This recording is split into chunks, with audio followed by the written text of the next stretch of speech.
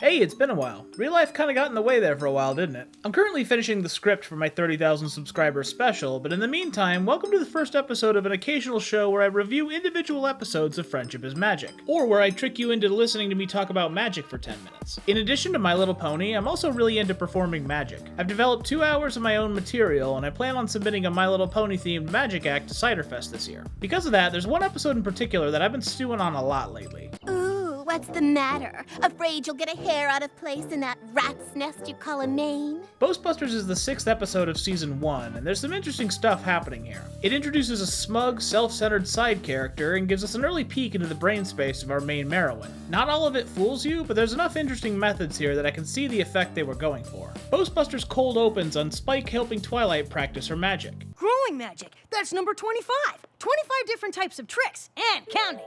I'm not really a lore and magic systems guy, but I'd really like to see how those 25 kinds of magic are delineated in a world where magic is real. I don't have to explain this, but human beings don't have actual magic. The usage of the term in our world described an invisible force to explain things which seemingly had no explanation, and was originally grouped together with actual science and discussion about forces in the natural world. Slowly, over the course of the scientific revolution, actual magic as an explanation of events in our universe was largely discredited in favor of the scientific method. Magic is now relegated to its modern definition, which describes the art of performing feats that seem impossible, as though they could only be done through magic. For clarity's sake, for the rest of this video, I'm going to refer to what real-world human magicians do as human magic, and the act of MLP characters using their natural powers to float or teleport things will be called horse magic. In our world, human magic tricks are very roughly classified by what kind of magical effect it's attempting to resemble. According to Neo-Magic, a 1930s magic book by S.H. Sharp, these could be settled generally into 5 kinds of effects. There are appearances from nothing, vanishes into nothing, transformation, where one thing becomes another, transposition, where 2 things trade places, and a larger group of effects that appear to defy natural laws, like levitations, piercings, and restorations. I'm sure that in a world where magic is actually real, there are all kinds of subdivisions between different kinds of magic, but we as humans are obviously more limited. It's at this point you may begin to feel as though you've been tricked into watching a magic essay, and you'd be partially right, but I think there are interesting decisions made here.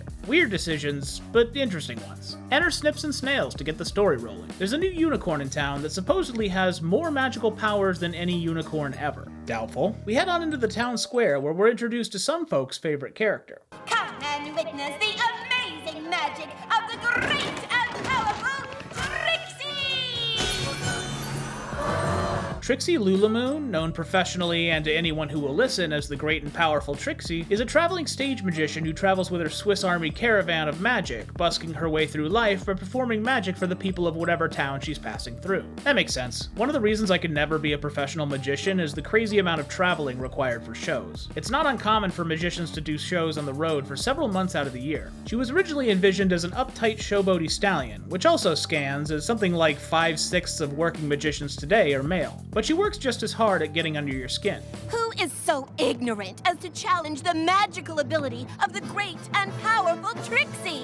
Now seems like a good time to bring up the largest criticism of this episode. I need to tell the ponies of this episode that a person performing magic in service of entertainment and making a living, even in person, does not automatically make that person an arrogant airhead. The magician makes it clear that their performance space is one where you've agreed to be shown things that don't have readily available solutions, and it's the duty of the spectator not to interpret that as though they're throwing their skill in your face. She's busking, performing in a public space for tips. Is Ponyville that quiet a town that you people have nothing better to do than gather in the public square and watch horse magic, something you apparently can't stop talking about? In my opinion, the most powerful human magic is extended in a gesture that says, look at this thing I'm passionate about, I'm excited about it, and I wanted to share that feeling with you. It's not healthy or conducive to a good human magic show to perform it with the kind of ego that projects, look at this thing you're too stupid to understand, praise me. I personally am familiar with that second type because I was that second type. I was not a fun kid to be around when I was little. I got really into riddles, not because I was interested in the quirks of language that made them possible, but because I loved knowing things that other people didn't, like I was lording that information over them. I took that unhealthy approach to magic too. I originally picked it up as an early teenager as a substitute for having a personality. I was doing it to impress others, not because I enjoyed the craft. That was my class clown phase, and I cringe every time I think about it. I try now to be more of the first type of magician who doesn't talk down to people and wants them to have a good time. And there's always a chance that Trixie's arrogance is this insult comic-style staged persona and she can't turn off after years of honing her craft, but I personally prefer the more down-to-earth performance style. We hear about how Trixie defended the town of Hoofington from an Ursa Major attack, and I love the magical visuals she uses here. This art shift depicting her heroism using moving neon lights is a cute homage to Las Vegas, an entertainment city that also has a really storied relationship with magic.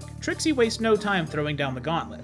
Anything you can do, I can do better. Applejack steps up first with a display of skill with a lasso, which Trixie dispatches with an animation similar to the Indian rope trick. Makes me wonder what they call it in Equestria. And Rainbow Dash's feats of athleticism are spun out with whatever this rainbow manipulation effect is. Rarity tries to outdo her with an effortless costume change, but Trixie fires back with a quick change of her own that leaves her heckler a shade of green worse for the wear. From the perspective of someone who grew up on human magic, this one is the most interesting to me. We already have quick change artists, a genre of performer that does lightning-fast wardrobe changes under increasingly impossible conditions. But those are wardrobe changes performed exclusively by the performer. Could you imagine how insane it would be to have the quick change artist change your outfit from a dress to a t-shirt and jeans? That'd be nuts. But that just rubs up against the greatest difference between human magic and horse magic, and it's one that causes a breakdown of the moral metaphor the episode was going for, similar to episodes like Yakety Sax or One Bad Apple. I'll break it down here, but I also know that volumes and volumes of literature have been written on this subject, and that my explanation here is going to gloss over a lot of the subtleties of this discussion.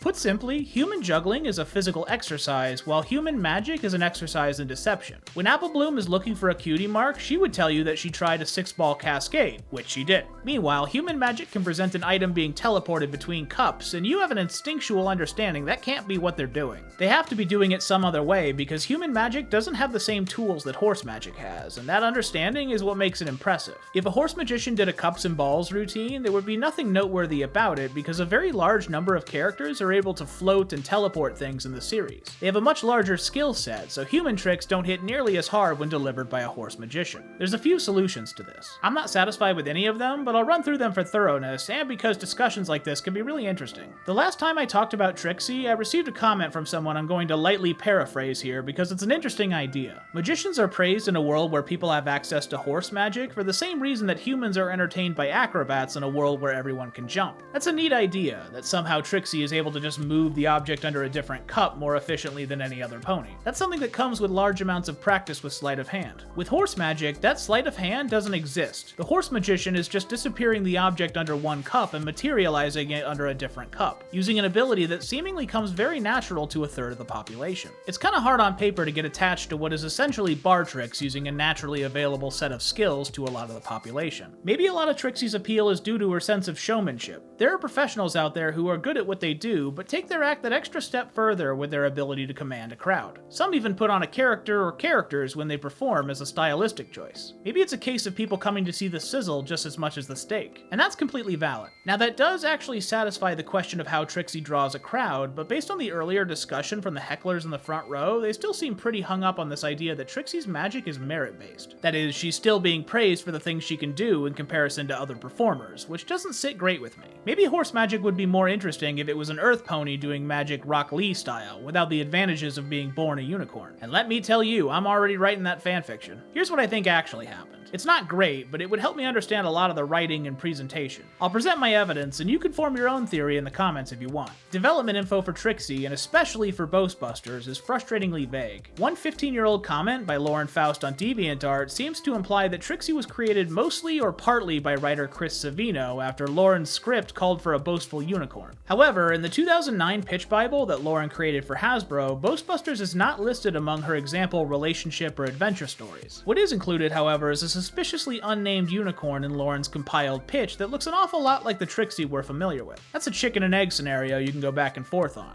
I personally think that early production didn't really understand how cohesive the show's sense of world building was going to be. On the scale of fictional stories between the episodic shows that can be watched in basically any order and the serialized shows which tell an outgoing story meant to be watched in order, Friendship is Magic ended up feeling like a 3 out of 10. Sometimes, usually in season bookends, the show will reference past events, but that's usually the exception to the rule, and when they do, they're usually kind enough to open with a previously on segment that lays out all the relevant information for the viewer. Now, I don't have any evidence to support this, but I get the vibe from early series that it was intended for the show to be even closer to episodic than it ended up being. Otherwise, why would Lauren or Chris provide stuck-up magician as a solution to a story that called for a moral about not bragging about your talents if they were worried about maintaining cohesive world building? It seems really odd to create a character who literally makes a living showing off, and to use that as a lesson about being gracious. That kind of relationship just didn't scan for me in a similar way to faulty show lessons like Secrets and Pies, One Bad Apple, and Over a Barrel. Wasn't I supposed to be doing an episode review? After Twilight runs off and Trixie finishes her set, Snips and Snails catch up with Trixie to fanboy some more, begging her for another tale of her power like that time she vanquished an Ursa Major. As dumb as they are, I can't blame them. My first fanboy moment with anything happened in 2005 when teenage me ran headfirst into a show on A&E called Chris Angel Mindfreak. I was 13 and awkward, okay? For the better part of my first year in high school, I thought he really did everything he claimed to be able to do. He had this sort of light kayfabe about him that allowed teenage boys like me to gravitate toward him like the second coming of Luna. But it may have been worth it, because I just came up with a fourth idea for how Trixie makes her living. What if vanquishing an Ursa Major is part of her character? What if killing Starbear is something in her persona that everyone understands never happened, and Snips and Snails are the only ones gullible enough to take the word of a magician at face value? Oh my god, I'm having a breakthrough. What if the people of Ponyville are heckling Trixie not because she's boasting, and Ne'er-do-well tells us that boasting about your accomplishments makes you an unlikable person to be around? What if Ponyville understands that grandstanding is part of her character, and they just don't like it? That's something I haven't considered until just now. Performing a character has its place, but I'm not sure that I could come to 2 shows a day, you know? Everyone has their own taste, and it could just be that Ponyville citizens are picky when it comes to the performing arts. Twilight refuses to show up for the show-off, and Spike rage quits the conversation in the funniest way possible. The rest of this episode is Snips and Snails waking up an Ursa Major, yeah, I know it's a minor, and Twilight thinking on her feet to put it back to sleep. As someone with Shadow of the Colossus in his top 5 favorite games, I'm a big fan of giant monsters, and this dude's a solid 8 out of 10. I love the design, it's great, it matches the namesake star sign really well, and I like the translucent effect they put over the whole model. Mom gets a 7 out of 10 because the toenails freak me out. After calling Trixie on her BS, she skips town in a puff of smoke. That's economy of character right there. Because she was designed as a traveling magician, after they bust her, she's able to just leave, so the show doesn't have to work around this weird logical inconsistency they've created. Twilight learns a lesson about how to use her talents, Spike tries to get her to give him more facial hair, everybody laughs, fade to black. This episode is